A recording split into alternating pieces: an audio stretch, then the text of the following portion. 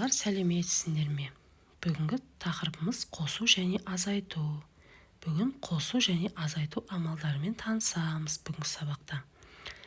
Суреттерге қара, не байқадың? Мұның қалай жазылғанына қара, жазуларды оқы дейді. Бірінші суретте не көріп тұрмыз? Екі бала тұр.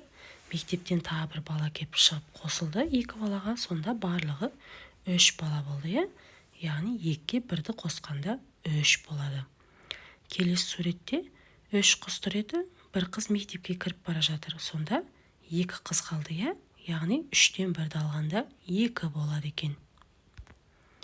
Екінші тапсырма. Суреттер мен оларға берілген жазуларға қара, оларды оқы. Яғни бір бала тұр. Оған бір ұл мен бір қыз келіп қосылды. Яғни 1-ге 2-ні қосқанда барлығы 3 бала болды. Келесі суретте 3 бала тұр еді, 2 бала кетіп бара жатыр, қыз бен ұл. Сонда бір бала өзі қалды. Яғни 3-тен 2-ні алғанда 1 болады. Келесі, есіңде сақта.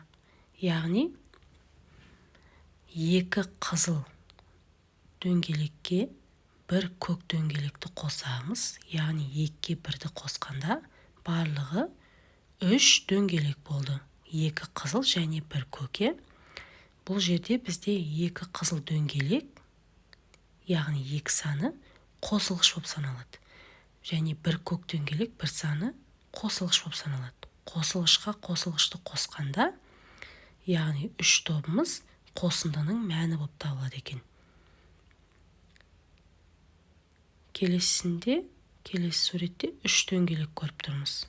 Яғни 3 дөңгелектен 1 көк дөңгелекті алып тастағанда 2 қызыл дөңгелек қалды. Яғни 3 дөңгелегіміз азайғыш болып саналады. Одан 1 көк дөңгелекті, яғни азайтқышты алып тастаймыз. Сонда айырманың мәні 2 қызыл дөңгелекке тең болады екен. Үшінші тапсырма.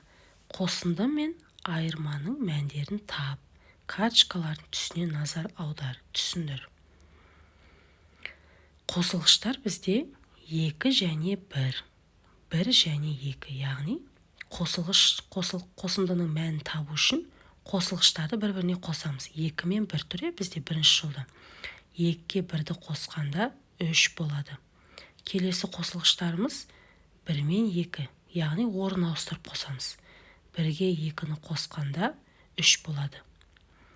Келесі кестеде азайғышымыз 3, азайтқышымыз 1. Айырманың мәнін табу керек. Яғни 3-тен 1-ді аламыз, сонда 2-ге тең. Айырманың мәні 2-ге тең болды. Келесі азайғышымыз 3. Яғни одан азайтқыш 2-ні алып тастаймыз 3-тен. Сонда 1 қалады. Ол айырманың мәні 1-ге тең болды деген сөз. 4-ші тапсырма. Дәптерге қалай жазылатынын қара, есепте. Яғни осы есептерді дәптерге жазып үйренеміз.